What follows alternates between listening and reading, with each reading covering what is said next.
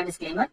हम आपको कोई भी फाइनेंशियल एडवाइस नहीं दे रहे हैं। क्रिप्टो में इन्वेस्टमेंट आपको अपनी एनालिसिस के बाद ही करनी है, क्योंकि प्रॉफिट और लॉस आपका अपना होगा और ये मार्केट काफी रिस्की है, तो अच्छे से समझिए, उसके बाद ही अपनी इन्वेस्टमेंट करिए। पहली जो यहाँ पर हम न्यूज कवर कर रहे हैं वो है बिलियनियर एक है जॉन पॉल्सन।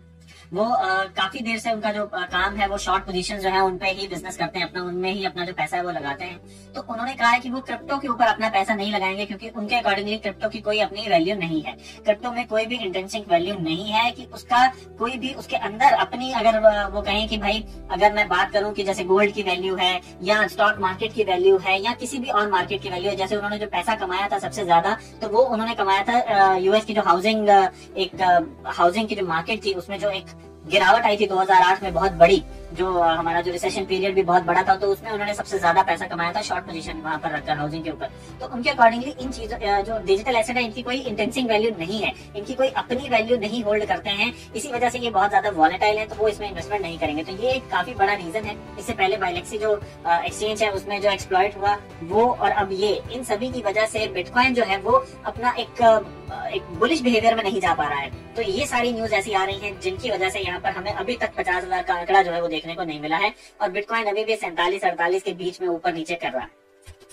अगली न्यूज की बात करें तो कहा यह जा रहा है कि एनएफटीज जो हैं उसमें बहुत बड़े बड़े जो कॉर्पोरेट्स हैं वो इंक्लूड हो रहे हैं। अभी हमने लास्ट वीक में आपसे कवर किया था कि वीजा जो है उसने भी क्रिप्टो पंक का जो एनएफटी का जो सेक्टर था उसमें उसने अपना अमाउंट लगाया, उसको बाइंग किया, और उसके साथ साथ उन्होंने ये भी अनाउंसमेंट करी कि वो इसके बाद भी और एनएफटी मार्केट जो है उनमें अपनी अमाउंट लगाएंगे और उनका टेक ओवर भी कर सकते हैं। तो कहा यही जा रहा है कि एट प्रेजेंट एनएफटी की जो मार्केट है वो काफी बूम में चल रही है और उसकी जो अडॉप्शन है वो उसको स्काई रॉकेट तक लेके जा सकती है।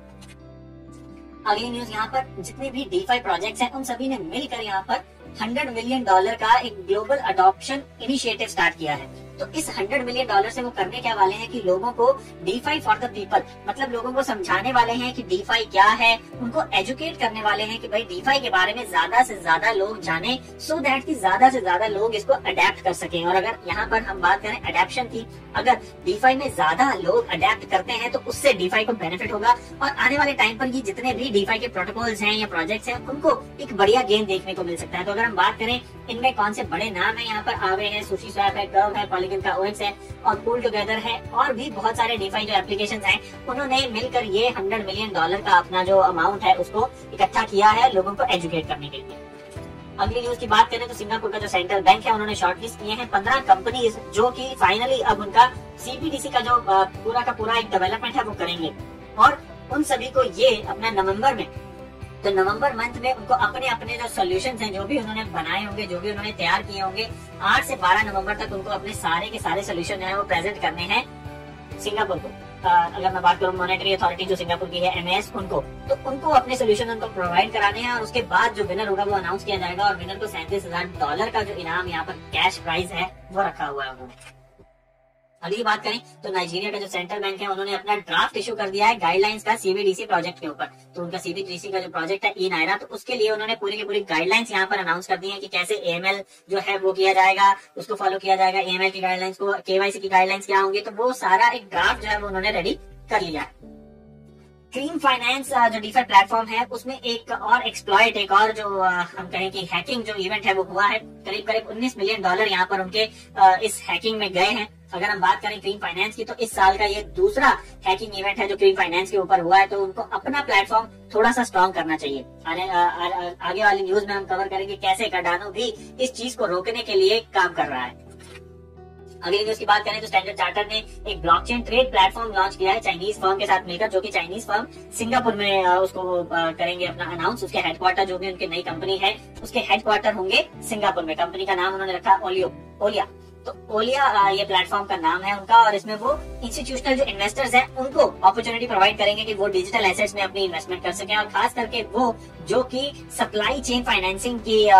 डोमेन में है, तो उनके लिए यहाँ पर ये प्लेटफॉर्म वो डेवलप कर रहे हैं जो कि ब्लॉकचेन के ऊपर होगा। अगली न्यूज यहाँ पर कि सोल ने 100 अपना जो है उसको अचीव कर लिया है और उसी के साथ साथ यहाँ पर कहा जा रहा है कि उसका एक रीजन ये भी है कि उसके ऊपर जो टोटल वैल्यू लॉक्ड है सोलाना के ऊपर वो $3 बिलियन से ऊपर जा चुकी है। तो एक रीजन तो यहाँ पर ये है, और उसके साथ साथ एक और जो बड़ा रीजन ये है कि सोलाना ने एक आप ये कहेंगे ट्वीट करके बोला है कि वो 31 अगस्त को उनका मतलब कि आज एक इवेंट होने वाला है जिसमें वो इग्निशन इवेंट उन्होंने उसको नाम दिया है। तो इग्निशन इवेंट अब वो क्या होने वाला है, क्या वो करने वाले हैं, सोल बर्न नहीं कर सकते हैं। कहा यही जा रहा है कि यहाँ पर सोल तो बर्न नहीं होगा, लेकिन हो सकता है कि जो ट्रांजैक्शन फीस है उसको बर्न कर दिया जाए, सो दैट की जो सप्लाई है सोल की उसको एक लिमिट में कर दिया जाए, जिसकी वजह से यहाँ पर सोल को काफी हाइप मिल रही है और वो 100 का मार्क जो है उसका वो क्रॉस कर चुका है। और अगर हम बात करें तो 100 प्लस ही एट प्रेजेंट वो चल रहा है। अगली न्यूज यहाँ पर बाइनेंस ऑस्ट्रेलिया जो है उन्होंने एक जो ऑस्ट्रेलिया की एक लोकल फर्म थी डिजिटल एक्स पेमेंट फर्म थी, उसके जो सीईओ थे उनको यहाँ पर अपना सीईओ अनाउंस कर दिया है। तो यहाँ पर हम कह सकते हैं कि बाइनेंस अब काफी काम कर रहा है कि वो अपने ऊपर लगे हुए जितने भी रेगुलेटरी क्रैकडाउन के चलते उनके ऊपर जितने भी पॉइंट्स रेज किए गए हैं उन सभी को क्लियर करने के लिए वो लगातार काम कर रहा है। और इसी के चलते अब यहाँ पर उन्होंने बाइनेंस ऑस्ट्रेलिया के लिए भी एक नए सीईओ को अपॉइंट कर लिया है जो कि लोकल है और लोकल गाइडलाइंस का उनको सभी को पता है, सो दैट कि वो सारी चीजें इंप्लीमेंट कर सकें बाइनेंस ऑस्ट्रेलिया के ऊपर भी।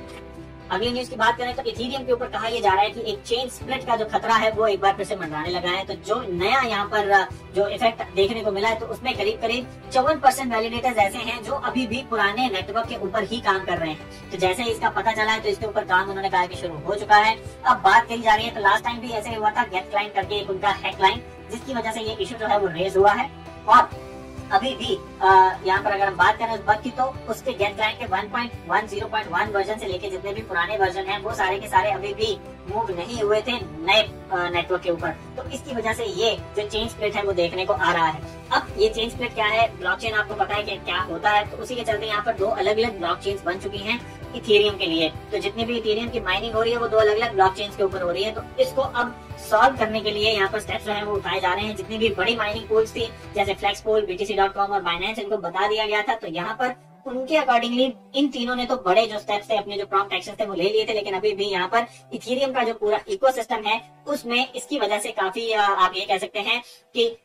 एक बेरिश मोड में कहूँ या एक प्राइस की करेक्शन या ड्रॉप जो है वो देखने को मिल रहा है। तो इसी वजह से अभी इथेरियम जो है वो उतना गेन नहीं कर पा रहा है जितना गेन उसको करना चाहिए था।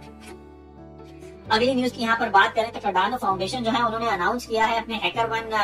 पेज पर कि वो जितने भी जो हैकर्स हैं, अगर हम ये कहें कि जो वो हैकर्स जो कि एक्सप्लॉइट नहीं करते हैं लेकिन कंपनीज को हेल्प करते हैं इश्यूज फाइंड करने के लिए, तो यहाँ पर कार्डानो जो है वो भी अपने एडा का जो उनका यहाँ पर टोकन है उसके लिए उन्होंने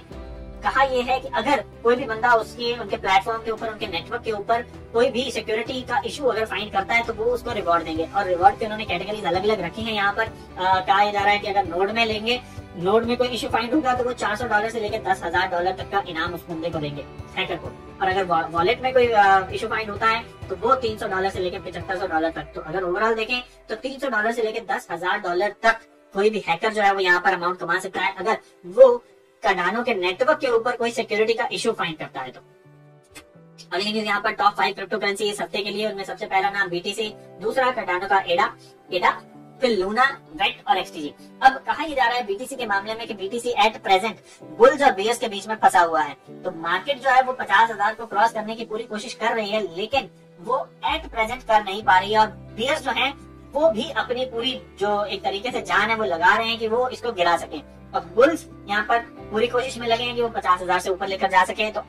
यहाँ पर जो प्राइस वैल्यूज की अगर मैं बात करूं तो बुल्स के अकॉर्डिंगली 50 से ऊपर यहाँ पर जा सकता है और बेयर्स के अकॉर्डिंगली 42 से 43 के बीच में यहाँ पर जो मार्केट वैल्यू है BTC की वो जा सकती है। कार्डानो के एडा की बात की जाए तो वो एट प्रेजेंट $3 का जो मार्क है उसको अचीव करने के लिए पूरी उसकी कोशिश है। जो न्यूज हमने अभी आपसे कवर करी है हैकर1 का, जो उन्होंने अपना पेज बनाया कि हैकिंग, अगर कोई लीगल हैकिंग करके उनके सिस्टम में फाइंड करता है कोई इशू तो वो उसमें भी काम करके उन इश्यूज को भी रेक्टिफाई करने की कोशिश में लगे हुए हैं। तो ये एक तरीके से उनको पॉजिटिव जो आउटलुक है वो दे रहा है। $3 का मार्क है, हो सकता है जल्दी अचीव भी हो जाए, लेकिन अगर नीचे गिरता है तो 2.47 जो उसकी मार्केट वैल्यू, अभी हमने जो कुछ थोड़े 1-2 वीक पहले एक न्यूज कवर करी तो उसमें भी ये मार्केट जो वैल्यू थी उसकी 2.47 उसके बारे में हमने बताया था कि वो एक ऐसी वैल्यू है जहां तक ये नीचे गिर सकता है। अगला कॉइन है लूना। तो लूना के बारे में भी ये कहा जा रहा है कि लूना का जो मार्केट वैल्यू है वो अगर 32 से नीचे चला जाता है तो उसको काफी जो एक डाउन ट्रेंड जो है वो देखने को मिल सकता है। एट प्रेजेंट 32 से ऊपर चल रहा है, लेकिन अगर वो 32 से नीचे गिर जाता है तो उसकी मार्केट वैल्यू नीचे तक जा सकती है। और अगर कहीं अप जाने की बात करते हैं तो पहले तो जो 43 जो उसका मार्क है उसको क्रॉस करने की कोशिश होगी और उसके बाद 50 का जो आंकड़ा है उसको भी तोड़ने की यहाँ पर बात की जा रही है। और नीचे गिरता है तो 22 और 20 ये उसके सपोर्ट जोन है, तो इसके बीच में उसकी वैल्यू जो है वो आकर टिक सकती है। अगला कॉइन यहाँ पर वीईटी। तो वी चेन का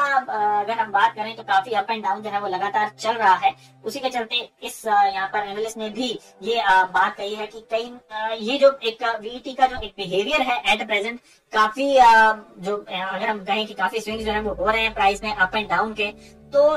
एक वैल्यू मार्केट वैल्यू जो है अगर हम बुलिश की बात करें तो 0.16 से 0.19 तक के बीच में ये मार्केट वैल्यू उसको लेके जा सकती है, लेकिन अगर नीचे की तरफ जाता है तो 0.09 तक इसकी वैल्यू गिर सकती है। लास्ट कॉइन है टीजॉस। तो टीजॉस के बारे में भी कहा यही जा रहा है कि अगर बुल्स अपना साथ देते हैं इसको तो $6.85 का आंकड़ा होगा जो ये क्रॉस करने की कोशिश करेगा, लेकिन अगर नीचे की तरफ जाता है तो $3.31 तक भी इसकी वैल्यू गिर सकती है। तो फ्रेंड्स ये थी हमारी आज की न्यूज अपडेट। आपको न्यूज अपडेट कैसी लगी हमें जरूर बताइएगा और उसी के साथ साथ चैनल को भी सब्सक्राइब करें अगर नहीं किया है, बेल नोटिफिकेशन का आइकन जरूर दबाएं ताकि आपको वीडियो के नोटिफिकेशन टाइमली मिलते रहे। तो मिलेंगे हम आपसे अगले न्यूज अपडेट में, तब तक के लिए थैंक यू वेरी मच।